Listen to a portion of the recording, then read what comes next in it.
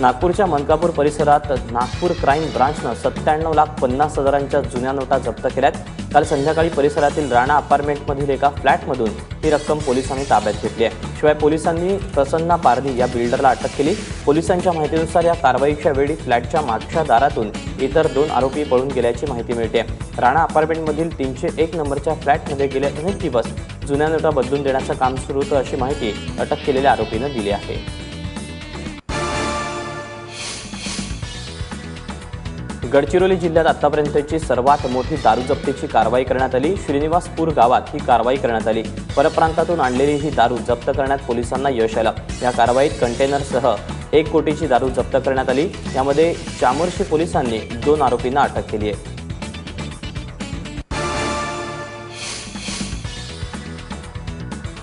गडचिरोली जिल्ह्यात पहिल्यांदाच नक्षलग्रस्त भागातील नागरिकांनी नक्षल सप्ताह सुरू असताना नक्षलवाद्यांचा बॅनर जाळला। शिवाय पोलिसांनीही नक्षलवाद्यांनी उभारलेला शहीद स्मारक उद्ध्वस्त केला।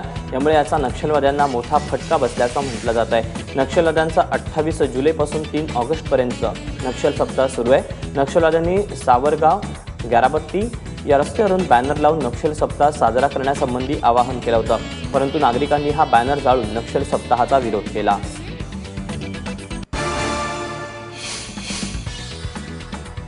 वर्ध्यातील विद्यादीप रिजेन्सी या हॉटेलच्या वीज मीटरमध्ये मालकानं छेडछाड केल्यानं हॉटेलवर महावितरणकडून कारवाई करण्यात आली। हॉटेलचं वीज बिल कमी येण्यासाठी हॉटेल मालक दीपक पाटील यांनी वीज मीटरमध्ये छेडछाड केली होती।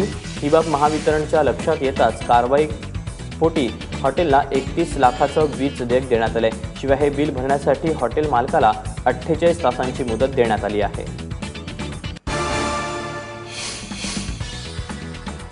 शेळीपालनाच्या प्रकल्पातून अनेकांना गंडा घालणाऱ्या सांगलीच्या राज गायकवाड याला भंडारा स्थानिक गुन्हे शाखेनं पंजाबमधून अटक केली। राज गायकवाडनं जागृती फूड्स प्रायव्हेट लिमिटेड ही कंपनी स्थापन केली होती।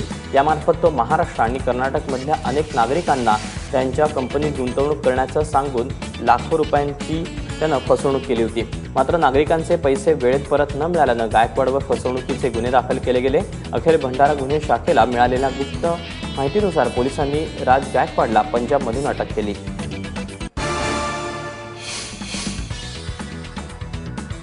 सरकारनं केलेली ऐतिहासिक कर्जमाफी ही फसवी असल्याचं म्हणत शेतकरी संघटनेनं वर्धा जिल्ह्यात आंदोलन केलं।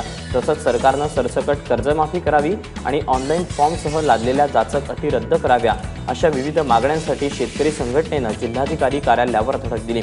यावेळी माजी आमदार सरोज काशीकर, जिल्हा परिषद सदस्य ज्योती निकम तसंच शेतकरी संघटनेचे पदाधिकारी या मोर्चामध्ये सहभागी झाले होते। कार्यालयात निवेदन देण्यासाठी गेले असता पोलीस आणि आंदोलकांमध्ये शाब्दिक चकमक आणि वादावाद झाली।